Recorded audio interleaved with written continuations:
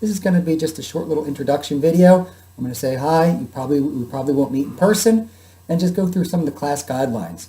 I've also posted some notes related to some of the salient points in the topics that we cover as we go through it, but we're going to rely a lot on the readings and a lot on the lecture notes.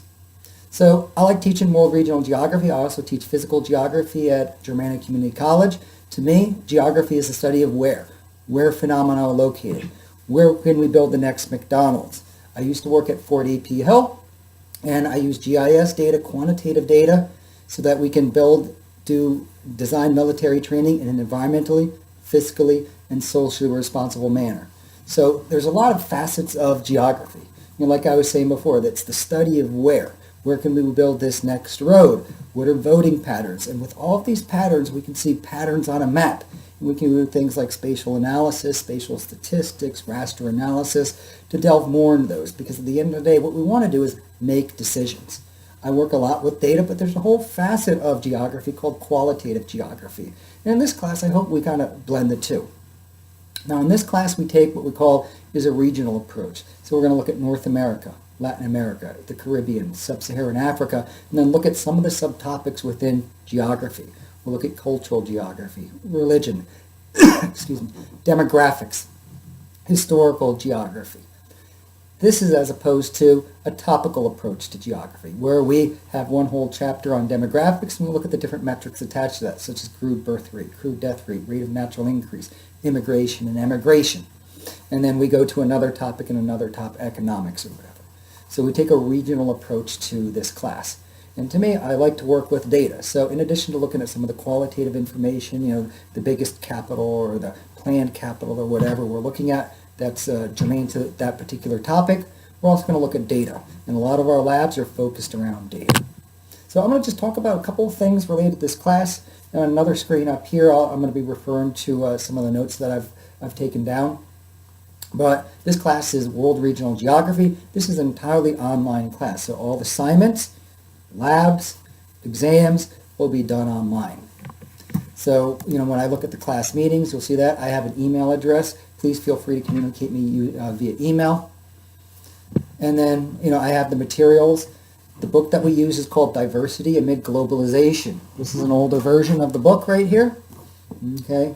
The bookstore, I think, gets up to the 7th version. But I volunteer to anyone. I understand the challenges, economic challenges with the cost of books these days. So if you can get an older version of the book, feel more than free to use it. Just make sure that the topic names line up. So if the chapters change from time to time, and we're covering North America, make sure you're covering the topic on North America. Okay, but feel more than free to use any topic in the book. I really like this book because it melds kind of some of the issues that you see in the news with some of the the topics in contemporary geography and the topical approaches that we talk about.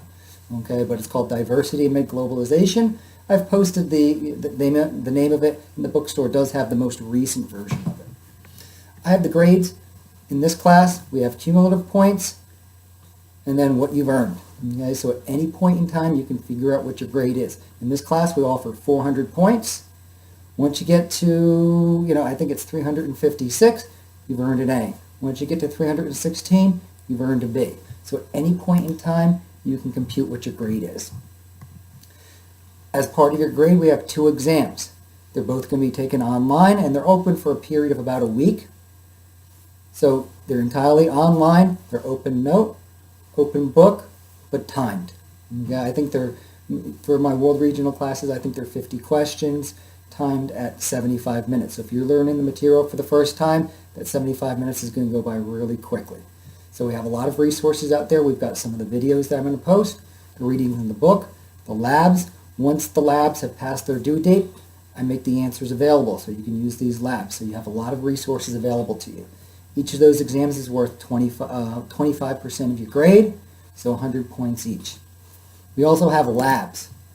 Okay? Labs are typically going to cover the material in the book as well as us looking up data. We might go to the Human Development Index website and look up some of the most recent data, answer 10 questions about that, and then we'll cover the topics that are the topics in the book for that particular region or regions that we're looking at.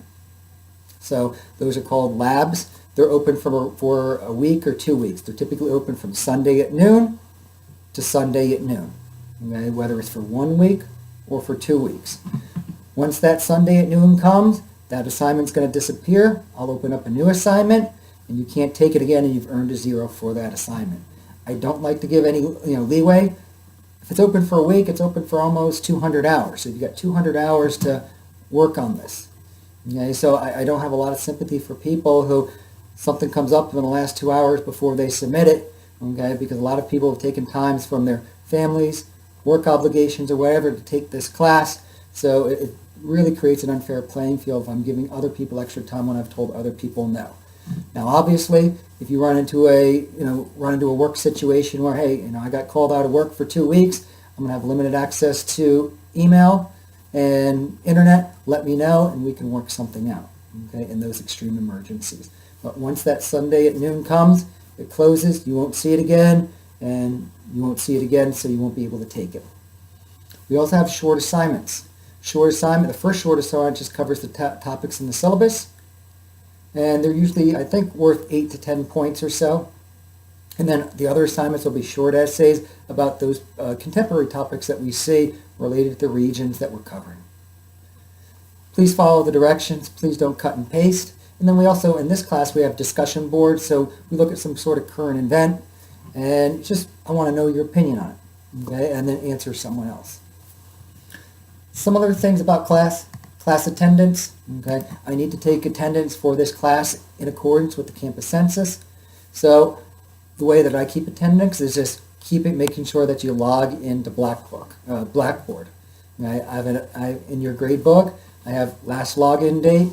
Just make sure you log in so I can just keep track of that. You don't need to contact me or anything like that. I can see when you logged in.